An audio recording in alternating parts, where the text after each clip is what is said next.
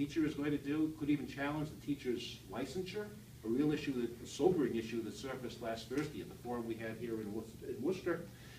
But schools themselves are evaluated on that. You know the pressure is going to be coming down. Do as well as you can on PARCC. The other aspects of what's offered in the curriculum are almost tangential to PARCC. So as a result, you end up with a real focus, and we have that today to a large degree with MCAS, on doing very well in PARCC. What goes by the wayside is the whole area of curriculum that is really at the heart of the enhanced component for Massachusetts. We can offer our students so much more. The whole focus on college and career readiness really doesn't even get into the category of being examined in any respect. So the whole combination really becomes a step backward. And if our goal through accountability is really to raise the bar of expectations for learning, it makes no sense for us to bring in a test that lowers the bar for expectations for learning, which is precisely what's occurring. It was an article published now I think about a week and a half ago, so it hasn't really received a lot of currency at this point. But it's an interesting article that really deals with a separate issue. So often people will say, well, if you oppose PARCC, if you oppose PARCC, you oppose the Common Core. And the only reason you're opposing PARCC is because you don't want the Common Core. So you lose the people who think the Common Core is an advancement in education. The article really suggests, what I believe is very much true, that you can actually even support much in the Common Core. You can see it as having a role in education, but still oppose PARCC because it doesn't align with what we try to do with the knowledge of our students, of which the Common Core is only one section. So the article is actually written by, it's a collaborative from the Stanford Center for Opportunity, Policy and Education and the University of Kentucky's National Center for Innovation in Education. As Sandra mentioned when I wrote the article to her, the people who wrote the article tend to be Common Core-oriented individuals in terms of their focus. So you're dealing with people who see a role for the Common Core. They look at the evaluation system in all 50 states. Have really created an evaluation system for a hypothetical 51st state.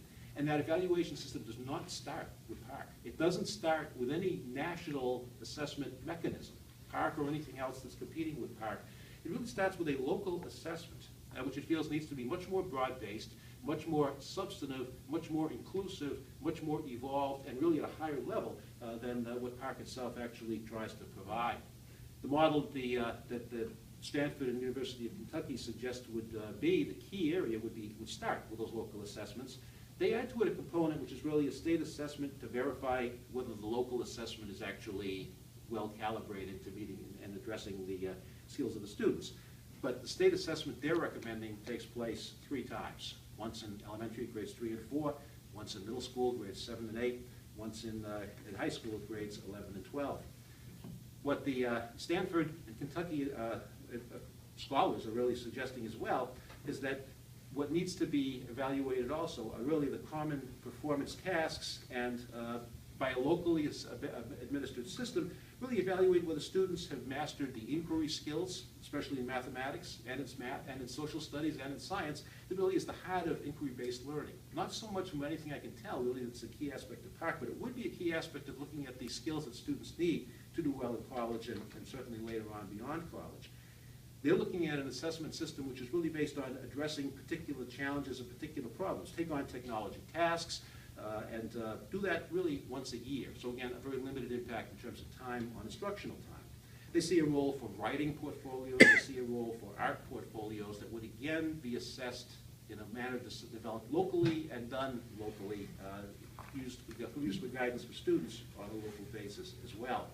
And they highlight within their study a program which actually they call Districts of Innovation, which is available in actually in Kentucky, which exempts certain school districts from any kind of standardized testing if in fact they develop a comprehensive system that works its way toward their model for what would be the hypothetical system for the 50th state.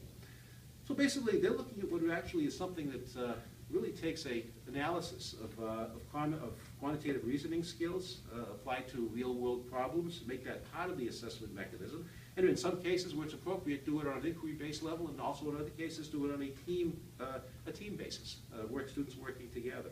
Statistical analysis factors into that, problem-solving skills fit into that, and when you look at those type of aspects of an assessment, schools can use those as a means of teaching students through the exercise. Students can actually learn through the exercise of collaborative problem solving as part of an assessment. So it's not an assessment separated from education. It can, done right, be part of education.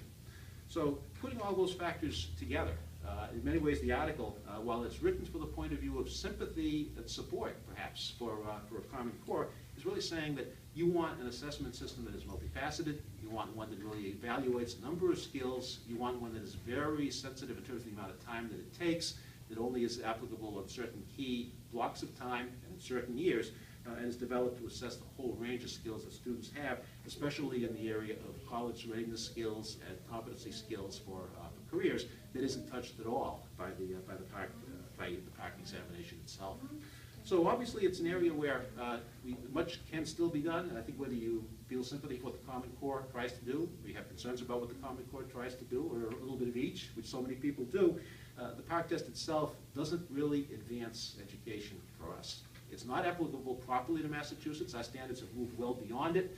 In many ways, it has the potential, because of the way it's constructed, because of the way it's used, because of it plays such a major role in evaluation of teachers, of schools, and of students, it can become a focus that really will, in effect, dilute what we offer, and in many ways dumb down what we can provide to our students, because there's no incentive to go higher.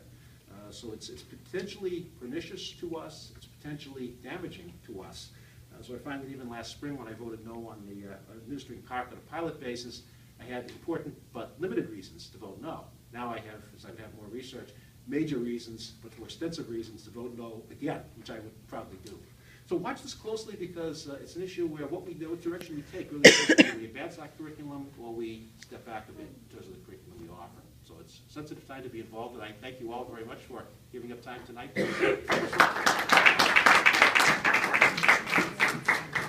Brian, stand up for a second. I think one of the questions people ask is, can students opt out of the park? That's one of the things in Worcester, especially because we're dealing with Worcester, and I say yes because of, I say yes because in Commissioner Chester's letter that you have over there, in the back, he talks about it. Brian, why don't you, can you address that for a second? Sure. The reason I mentioned at the last school committee meeting that we got a double message from this letter is because of what the letter's content actually is in connection with opt-out.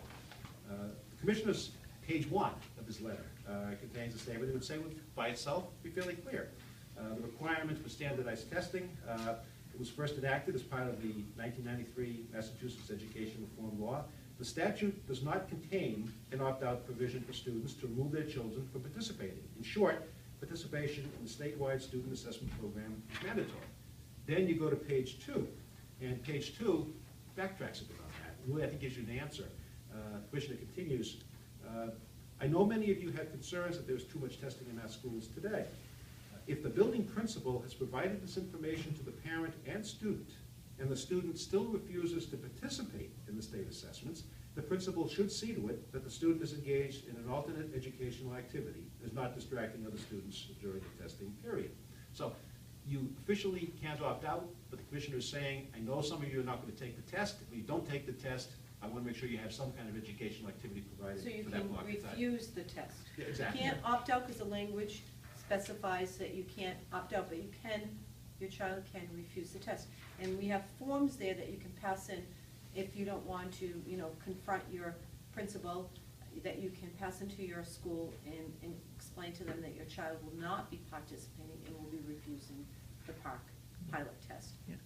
Actually, Brian, I have a question. I know last school year, there was a big battle. Parents and teachers are pushing for Superintendent Boone to put some kind of written statement out for parents and also for the principals and the teachers so they feel comfortable about the refuse the test procedure.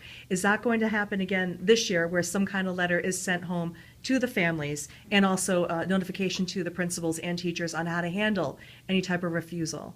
She's definitely sending a letter home. She made that point clear. I asked if the letter would include a statement that there in fact would be a substantive educational opportunity available to students who do not take the test. She didn't respond at all to that. Okay, so we might need another push, because that was a big battle. Chester is saying that there should be. Exactly. He's saying, right. so I think he's clarified that there can be an alternative. If you send your kid to school that day, but don't want the kid to take the test, the school has to provide instructional sessions of some kind. So that's what Chester has clarified. Right. Whether you're a superintendent, understands that or not is a separate issue. Well, she's a Broad Foundation graduate, so she understands certain things.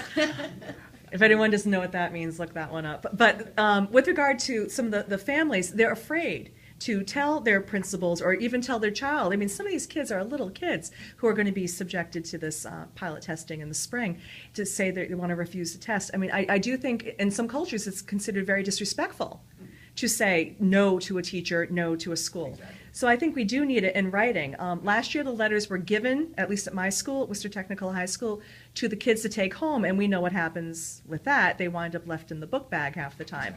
It would be very helpful if it was not only mailed to parents directly, but also posted on the website, you know, the procedures. I do think this is something the city, the school committee needs to really push. Yeah, I agree. You know, because it's culturally insensitive and it's not helpful to the parents. And we're supposed to be supporting the parents.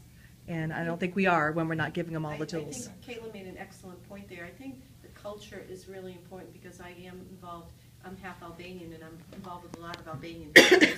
And they would not think of ever disrespecting a teacher or a principal. And this they look as a disrespect, not an option. So I think it is a cultural sensitive area that would be very well addressed. Okay, do we have any other, yes? I have 3 points. I'm not Okay. accustomed to speaking, but when Brian said we're here for the well-being of our children, that's why I am here. The first point I want to make is that, and parents should know this, and this can be researched on the internet, but there's a PARCC cooperative agreement with the United States Department of Education. Florida was the fiscal agent who signed off on this, but the quote from this cooperative agreement is that PARCC will provide timely and complete access to any and all data collected at the state level to the United States Department of Education. I'll skip over all those notes, we'll get to this part. It must also produce all student-level data in a manner consistent with an industry-recognized open license interoperability standard that is approved by the U.S. Department of Ed. I saw the same language too in the teacher licensure forum.